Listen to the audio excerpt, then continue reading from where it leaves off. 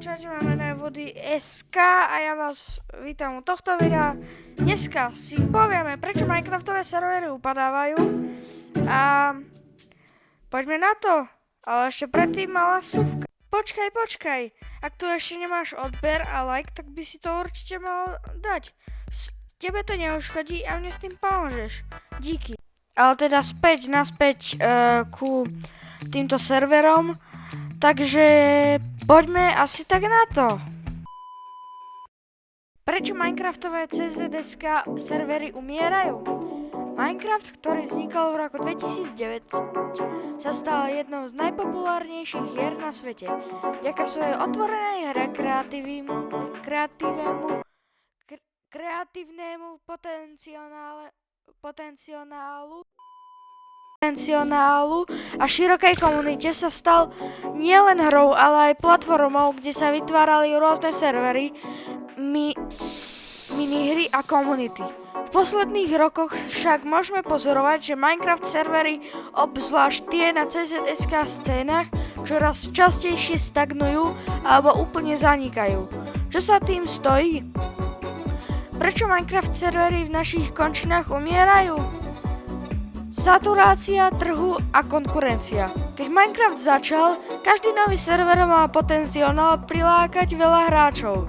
Dnes je však trh presýtený obrovským množstvom serverov, ktoré ponúkajú podobné zážitky. Množstvo serverov, ktoré sa snažia vyhovieť rôznym preferenciám, od survival cez minihry až po roleplay, spôsobil, že hráči sú roztrieštení a je ťažšie nájsť stabilnú komunitu na jednom mieste.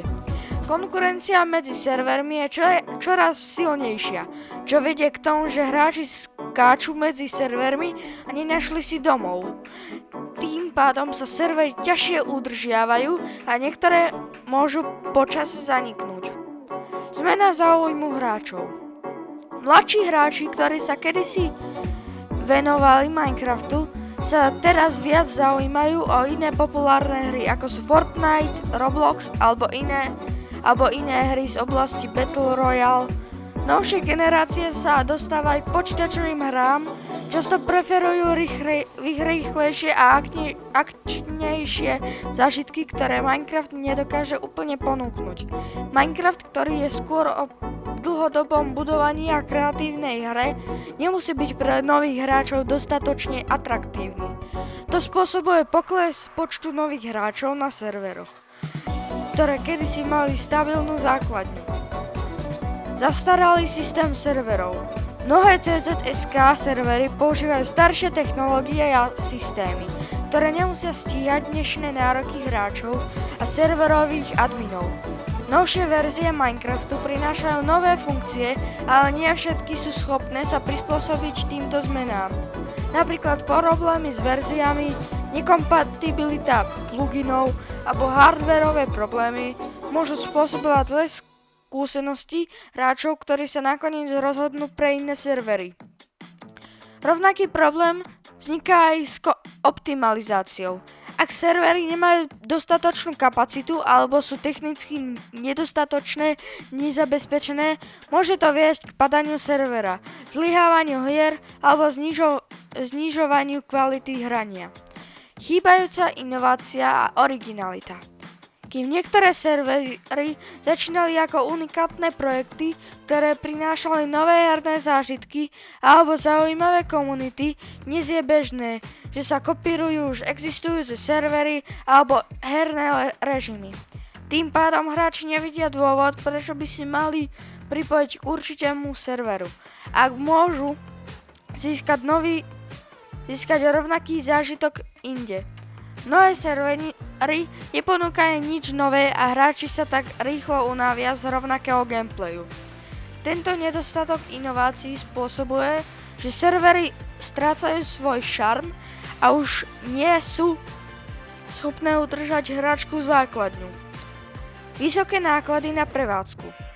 Prevádzkovanie kvalitného Minecraftového servera nie je lacná záležitosť. Zabezpečenie dostatočnej infraštruktúry, platenie za hosting, vývoj a údržba pluginov a prispôsobenie sa novým verziám hry. Môže byť finančne náročné. Mnoho serverov sa polieha na darcovstvo a mikrotransakcie, napríklad VIP členstva alebo skiny. Avšak s klesajúcim počtom aktívnych hráčov klesajú aj príjmy, ktoré serverom umožňujú existovať. To vedie k tomu, že servery, ktoré nemajú stabilnú základnú hráčov, sa stávajú neudržateľným a postupne zanikajú. Problémy s komunitami a toxicita. Mnohé servery sú v podstate na základe silných komunitných zážitkov, avšak nie sú komunity priateľské a podporujúce. Problémy ako toxicita, trolling alebo neprimerané správanie môžu odradiť nových hráčov od pripojenia sa k serveru. Ak admini a moderátori nedokážu udržať poriadok alebo vytvoriť príjmenie prostredie pre hráčov, začnú opúšťať server. Hráči sú stále viac nároční a kvalitní a príjemný herný zážitok, čo znamená, že servery musia venovať viac času a úsilia udržiavať komunitu v pozitívnej atmosfére. Minecraft ako platforma sa vyvíja pomalšie.